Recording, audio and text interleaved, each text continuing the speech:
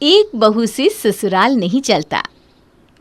अरे सुनते हैं, 1 हफ्ता हो गया आपको दुकान खोले हुए। ऐसे ही घर में बैठे रहेंगे तो घर कैसे चलेगा? भूखे मरने की नौबत आ जाएगी हम लोगों की। कोई टाटा बिरला नहीं हो कि काम नहीं करोगे तो भी घर में बैठकर खाने को मिलता रहेगा। एक छोटी सी दुकान है, उसे भी खोलते नहीं हो। अरे भाग्यवान, मैं क्या तुम्हारी आंखों में खटकता रहता हूँ हर समय? जब देखो बड़बड़ाती रहती हो मुझे देखकर। अरे पति घर में है, ये देखकर कुछ ढंग का खाने के लिए बना दिया करो, या सिर्फ ताने ही देने आते हैं दिन भर। पति को घर में देख पत्नियां 10 तरह के शौक करती है। एक मेरी पत्नी है, बस हर समय चिड़चिड़ाती रहती है। हाँ, बस खाना और सोना यही तो दिखाई देता है। बस काम करने को मत कहो। अरे लोगों के कपड़े सिल सिल कर मेरी आंखों की रोशनी खत्म हो गई है। पहले पूरा दिन घर का काम करो और फिर उसके बाद आधी आधी रात तक बैठकर लोगों के कपड़े सिलो। क्यों? क्योंकि अगर मैं हाथ पैर ना चलाऊं तो सड़क पर बैठकर भीख मांगने की नौबत आ जाए हमारी। पता नहीं कैसे आदमी के साथ मेरी शादी हो गई। शर्म नाम की चीज़ नहीं है। बस पूरा दिन बिस्तर तोड़ने के लिए कह दो। अरे भाग्यवान, तू थकती नहीं है क्या उन्हीं बातों को रोज रोज बोलकर? पिछले 20 साल से तू हर रोज यही टेप रिकॉर्डर बजा रही है। तेरी बातों का मुझ पर आज तक कोई असर हुआ है जो अब हो जाएगा? हाँ, ठीक कह रहे हैं आप।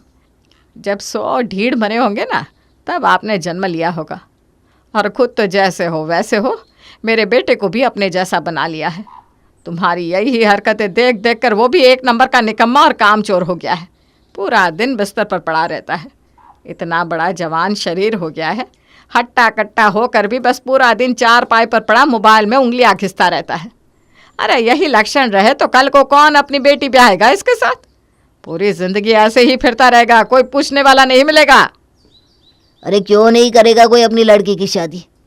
इतना सुंदर हट्टा कट्टा नौजवान है मेरा बेटा। 1 नहीं 10 रिश्ते आएंगे उसके लिए। हाँ हाँ, जैसे तुम्हारे साथ शादी करवाकर तुम्हारी माँ ने मेरी ज़िंदगी खराब करी। तुम तो यही चाहते हो ना कि मैं भी तुम्हारे निकम्मे बेटे से शादी करवा कर किसी लड़की की ज़िंदगी खराब कर दूँ। लेकिन मैं तुम्हारी माँ की तरह मूर्ख नहीं हूँ। जब तक ये कोई काम धंधा शुरू नहीं करता, मैं इसकी शादी के लिए किसी से बात नहीं करने वाली। अरे तुम 2 निकम्मों को बैठा कर खिला रही हूँ, इतना ही बहुत है। एक और इंसान का बोझ उठाने की ताकत नहीं है मुझ में। नीना के घर में होने वाली ये एक आम बातचीत थी। मध्यम वर्ग परिवार में जन्म लेने वाली नीना बचपन से ही मेहनती थी। कपड़े सिलने का शौक था, इसलिए 14 साल की उम्र में उसकी माँ ने उसे सिलाई कढ़ाई सिखा दी। वो नहीं जानती थी कि शौक में शुरू किया हुआ ये काम एक दिन उसकी मजबूरी बन जाएगा। नीना की शादी संजय के साथ हुई थी, जिसकी बाजार में कॉपी किताब की एक छोटी सी दुकान थी। खैर नीना को तो उसमें भी संतोष था, लेकिन कौन जानता था कि शादी के बाद उसकी किस्मत के सितारे क्या मोड़ लेने वाले हैं। सुनिए, आपकी छोटी सी दुकान है, जितना आप कमा कर लाते हैं उसमें तो मुश्किल से ही घर चल पाता है। मैंने अपने मायके में सिलाई कढ़ाई सीखी थी। आप कहें तो मैं भी कपड़ों की सिलाई का काम शुरू कर दूं? अरे वाह वाह, ये तो बहुत अच्छी बात कही तूने। अरे जब तेरे अंदर गुण है तो तुझे पूछने की क्या ज़रूरत है? तू ऐसा कर, आज से ही अपना काम शुरू कर दे। इससे अच्छी बात और क्या हो सकती है भला? जब पति संजय ने नीना को कपड़े सिलने की इजाज़त दी तो नीना के पांव जैसे ज़मीन पर नहीं पड़ रहे थे। उसकी खुशी का कोई ठिकाना ही नहीं था। लेकिन शादी के कुछ समय बाद ही उसे समझ में आ गया कि आखिर उसके कमाने पर संजय इतना खुश क्यों था। शादी के 3-4 महीने बाद शौक से शुरू किया हुआ सिलाई का काम अब मेरे लिए एक मजबूरी बन गया है। संजय तो इतना कामचोर और निकम्मा है कि अगर सिलाई का काम ना करूं तो घर चलाना भी मुश्किल हो जाए। अरे भाग्यवान, घर चल रहा है ना, चाहे तेरी कमाई से चले या मेरी, क्या फ़र्क पड़ता है? वैसे भी पति पत्नी के बीच में कोई मेरा तेरा थोड़ी ना होता है। शादी के कुछ साल बाद नीना के घर एक बेटे का जन्म हुआ, जिसका नाम उसने देवांश रखा। पता नहीं इस कामचोर आदमी से शादी करवाकर भगवान ने मुझे मेरे कौन से पापों का फल दिया है। अब तो मेरे जीवन में बस एक ही खुशी है, वो है मेरा बेटा देवांश। बस उसका चेहरा देख कर ही जीने का मन करता है, वरना इस नीरस जीवन में है ही क्या। नीना अपने बेटे देवांश से बहुत प्यार करती थी। बेटे की हर ज़रूरत का ख्याल रखने और उसे अच्छी परवरिश देने के लिए वो दिन रात मेहनत करके कपड़े सिलने लगी, जबकि उसका पति संजय सप्ताह में 1 या 2 दिन ही दुकान खुलता और बाकी दिन घर में पड़ा हुआ ऊँघता रहता। माँ के ज़रूरत से ज़्यादा लाड़ प्यार और पिता की गलत संगत का प्रभाव ये रहा कि देवांश भी बढ़ती उम्र के साथ पिता की तरह ही कामचोर और निकम्मा हो गया। पहले तो नीना उसे बच्चा समझकर उसकी गलत आदतों को इग्नोर करती रही, लेकिन जैसे जैसे देवांश की उम्र बढ़ती गई, नीना को ये समझ में आ गया कि उसने अपने पिता के सारे लक्षण पा लिए हैं। पढ़ा लिखा होने के बाद भी वो कोई नौकरी करने में बिल्कुल भी इच्छुक नहीं था। अपना आराम त्याग कर वो काम करना ही नहीं चाहता था। अरे नीना, कहाँ है भाई? आज तेरे लिए एक बहुत बड़ी खबर लेकर आई हूँ। तेरा बेटा है ना देवांश, उसके लिए एक बहुत अच्छा रिश्ता है, तो कहे तो बात चलाऊं? नहीं काकी, अभी मैं देवांश का रिश्ता नहीं करूँगी। अरे वो ढंग से कोई नौकरी करना शुरू करे, उसके बाद बहू लाने के बारे में सोचूं। अभी तो वो अपने पैरों पर ही ठीक से खड़ा नहीं है, तो शादी की बात तो दूर ही है। अरे नीना, हद करती हो तुम भी। लड़का ब्याह लायक हो गया है, और नौकरी का क्या है, जब सर पर जिम्मेदारी पड़ेगी ना तो सुधर जाएगा। अरे अच्छे अच्छे सुधर जाते हैं ब्याह के बाद। बीवी आएगी तो अपने आप लाइन पर आ जाएगा। बीवी के सामने मर्दानगी दिखाने के लिए पहले रुपया कमा कर दिखाना पड़ता है। आप सही कह रही हो, पर क्या काकी वाकई में मेरा बेटा सुधर जाएगा? और नहीं तो क्या। अरे आज तक 200 से ज़्यादा ब्याह करवाए मैंने। देवांश जैसे कितने ही लड़कों को शादी के बाद सुधरते हुए देखा है।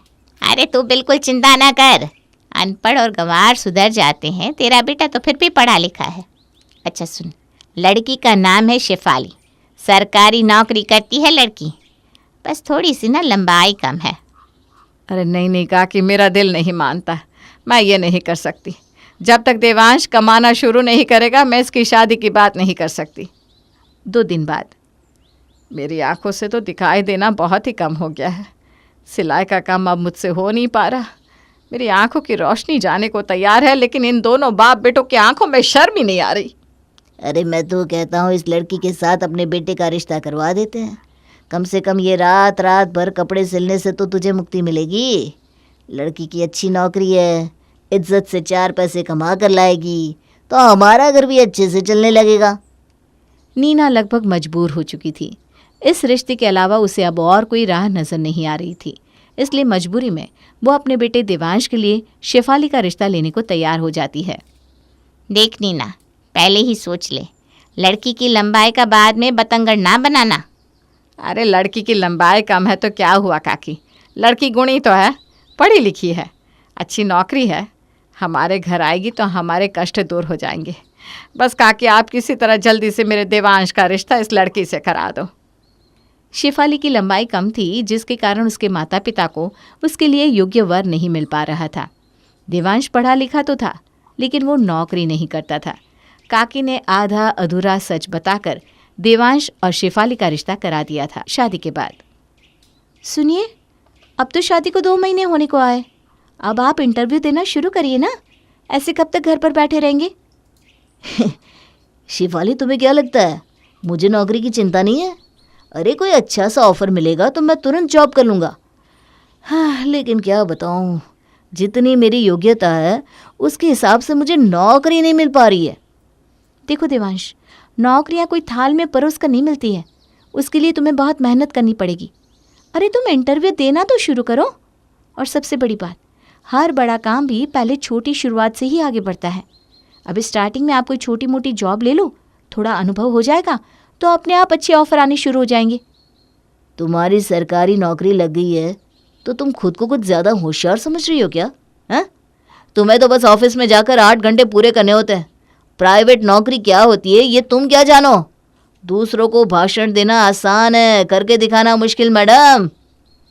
देवांश, माना कि मेरी सरकारी नौकरी है, लेकिन इस नौकरी के लिए सालों तक मेहनत से तैयारी की है मैंने, तब जाकर ये नौकरी मिली। आपसे किसने कह दिया कि मुझे सरकार खाली बैठने के पैसे देती है? अरे नौकरी चाहे जैसी भी हो, बिना मेहनत किए कोई आपको 1 रुपया भी नहीं देता। और आपकी जानकारी के लिए बता दूं, मैंने 1-2 नहीं 4 साल प्राइवेट नौकरी की, इसलिए मैं अच्छी तरह जानती हूँ कि प्राइवेट नौकरी कैसी होती है। आपको अपने अनुभव से बता रही हूँ, ऐसे घर में बैठने से आपको कभी नौकरी नहीं लगेगी। जब से शेफाली ने पति देवांश को नौकरी के लिए टोकना शुरू किया था, देवांश शेफाली के साथ चिढ़ा चिढ़ा सा रहने लगा था। एक दिन, माँ जी एक बात पूछूं, बुरा तो नहीं मानेंगी? नहीं बेटा, बोलना। माँ जी, माना कि मेरी अच्छी नौकरी है, और मैं जितना भी कमाती हूँ हमारा घर अच्छे से चल जाता है। लेकिन आपको नहीं लगता सिर्फ एक बहू के कमाने से घर नहीं चला करता? अरे मैं तो सबसे ज़्यादा हैरान इस बात से हूँ कि मेरे आने से पहले ये घर आखिर चल कैसे रहा था, क्योंकि घर में तो मेरे सिवा कोई काम करता ही नहीं। देख बेटा, अब तू घर चला रही है, पहले मैं चला रही थी। अब मेरी आंखें जवाब दे गई है ना बेटा, इसलिए मुझसे अब सिलाई का काम नहीं होता। माँ जी आपकी बात नहीं कर रही हूँ, लेकिन ससुर जी तो अभी स्वस्थ हैं, पूरा दिन घर पर भी बोर होते होंगे, ये दुकान क्यों नहीं खोलते? पापा जी आप दुकान पर जाया कीजिए ना। अगर आपको अपनी दुकान पर कुछ काम कराना हो या माल लाना हो तो बताइए मुझे, मैं बैंक से लोन लेकर आपकी हेल्प कर देती हूँ, लेकिन ऐसे दुकान बंद रखना सही नहीं है। अरे अभी तक तो बस नीना ही मुझे ताने देती थी, लेकिन लगता है अब तो बहू से भी बातें सुननी पड़ेगी। अरे भाई नहीं चाहिए मुझे तेरे पैसे, इतने लोगों के साथ मेरा उठना बैठना है, मैं चाहूँ तो खड़े खड़े लाखों रुपये ले आओ, लेकिन बात पैसों की नहीं है, बस दुकान में मेरा मन नहीं लगता। बहू शेफाली अपने ससुर को काफ़ी समझाती है कि वो कोई छोटा मोटा ही सही लेकिन कुछ काम कर ले, लेकिन संजय पर बहू की बातों का कोई असर नहीं होता। पापा जी पर तो मेरी किसी भी बात का असर नहीं हो रहा, मम्मी जी के बस में अब काम करना रहा नहीं, और सबसे बड़ी बात तुम तो जवान होकर भी कोई काम नहीं करना चाहते। पता नहीं आप लोगों को ये बात समझ में क्यों नहीं आती कि सिर्फ बहू से घर नहीं चलता। मुझे तो ऐसा लगता है कि सरकार को लड़कियों को नौकरी देना ही बंद कर देना चाहिए, क्योंकि अगर तुम्हारी जगह ये नौकरी किसी लड़के को मिली होती तो वो अपनी बेरोज़गार पत्नी का खर्च खुशी खुशी उठाता, लेकिन जब एक औरत की नौकरी लगती है तो वो नौकरी और पैसे का ताना दे देकर पति का जीना मुहाल कर देती है। अरे तुम इतना अच्छा कमाती हो, कितनी सुकून की ज़िंदगी चल रही है, पता नहीं क्यों बार बार कमाने के लिए ताने मारकर अपनी ज़िंदगी में कलेश करती हो। शेफाली हर तरफ से समझा समझा कर थक चुकी थी, इसलिए अब उसने पति से कुछ भी कहना बंद कर दिया था।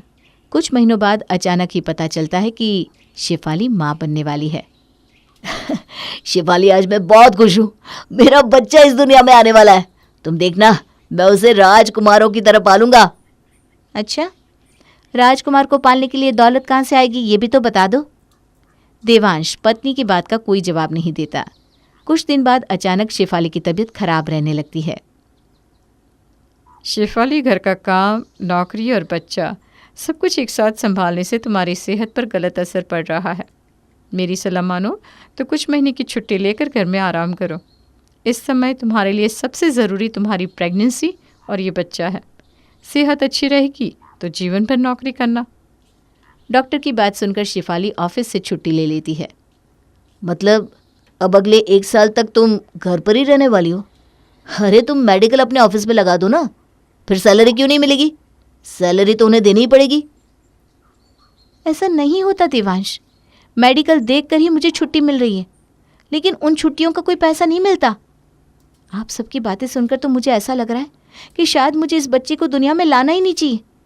ऐसी बात नहीं करते बेटा, मुझे तो बस चिंता इस बात की है कि अगर तू 1 साल तक घर में बैठी रहेगी तो घर का खर्चा कैसे चलेगा। जब से तू शादी करके आई है बेटा, तब से तो तेरे ससुर जी बिल्कुल कामचोर और निकम्मे हो गए हैं। पहले तो फिर भी हफ्ते में 2-3 बार दुकान खोल लेते थे, अब तो महीना महीना बीत जाता है लेकिन दुकान का शटर नहीं खुलता। ये देवांश भी बीवी की तनख्वाह में इतना खुश है कि कमाने के बारे में तो इसे ख्वाब तक नहीं आते। देखिए माँ जी, सच तो यही है कि अब अगले 1 साल तक आप लोगों को कुछ न कुछ इंतज़ाम करना पड़ेगा, और बच्चा आज हो या 2 साल बाद, उसकी डिलीवरी के लिए मुझे तो घर बैठना ही पड़ेगा ना। बस इसीलिए मैं कहती थी कि सिर्फ बहू के कमाने से घर नहीं चला करते, छोटा मोटा ही सही कुछ न कुछ काम होना ही चाहिए। अरे बेटा तू क्यों चिंता करती है, मैंने बताया था ना मेरा उठना बैठना बड़े बड़े लोगों के बीच में है। अरे मैं झटपट रुपयों का इंतज़ाम कर दूंगा, घर का खर्चा आराम से चलता रहेगा, तुम बिल्कुल भी चिंता मत करो। इस समय तुम बस अपनी सेहत पर ध्यान दो। संजय एक एक करके अपने सभी दोस्तों के पास जाता है और उनसे रुपया मांगने की कोशिश करता है, लेकिन कोई भी दोस्त उसे रुपया देने के लिए तैयार नहीं होता। न जाने कैसे धर्म संकट में फंस गया हूँ मैं। जिन दोस्तों को मैंने घर में बुला बुला कर खिलाया पिलाया, आज मदद मांगने पर मेरी मदद करने से सारे पीछे हट गए। कहते हैं मुझे लाख रुपया दे तो देंगे, लेकिन मैं उनकी उधारी चुकाऊंगा कैसे? मेरे पास तो रोज़गार का कोई साधन ही नहीं, बस ले देकर बहू कमाती थी, अब तो उसकी भी नौकरी छोड़ने की नौबत आ गई। इसलिए कोई भी मेरी मदद करना नहीं चाहता। दोस्तों की बातें सुनकर संजय को गहरी ठेस पहुंची थी। जिन दोस्तों के ऊपर मुझे इतना घमंड था, आज उन्होंने एक ही पल में मेरा हाथ छोड़ दिया। उनके साथ रहकर मुझे हमेशा ये खुशफहमी रही कि मुझे पैसों की ज़रूरत होगी तो चुटकी बजाते ही पैसों का इंतज़ाम हो जाएगा। लेकिन मैं गलत था। आज मेरी आंखों पर लगी पट्टी हट गई। बहू ने बिना उफ किए इतने साल तक हमारी हर ज़रूरत का ख्याल रखा है, लेकिन अब हमारी बारी है। आज उसे देखभाल की ज़रूरत है और अब मैं अपना फ़र्ज़ निभाने से पीछे नहीं हटूंगा। कल से मैं पूरा दिन दुकान चलाऊंगा। पापा ठीक कह रहे हैं शेफाली, बच्चे के जन्म के लिए छुट्टी लेना तुम्हारा अधिकार है। तुम छुट्टी लेकर सुकून से आराम करो। इस समय तुम्हारी हर ज़रूरत का ख्याल रखना मेरी जिम्मेदारी है। मैं आज से ही नौकरी तलाशूंगा। हम सब पहले की तरह आत्मसम्मान की ज़िंदगी बिताएंगे। किसी के सामने हाथ फैलाने की कोई ज़रूरत नहीं होगी। पति की बात सुनकर शेफाली की आंखों में खुशी के आंसू आ गए थे। आखिर देर से ही सही, लेकिन ससुर और पति को अपनी गलती का एहसास हो गया था और वो दोनों उस गलती को सुधारने को तैयार भी थे। ठीक ही कहते हैं बेटा कि जब तक ठोकर नहीं लगती आदमी नहीं सुधरता।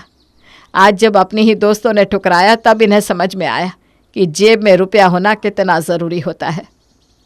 देवांश अब एक जिम्मेदार पिता की तरह होने वाले बच्चे की हर ज़रूरत का ख्याल रख रहा था।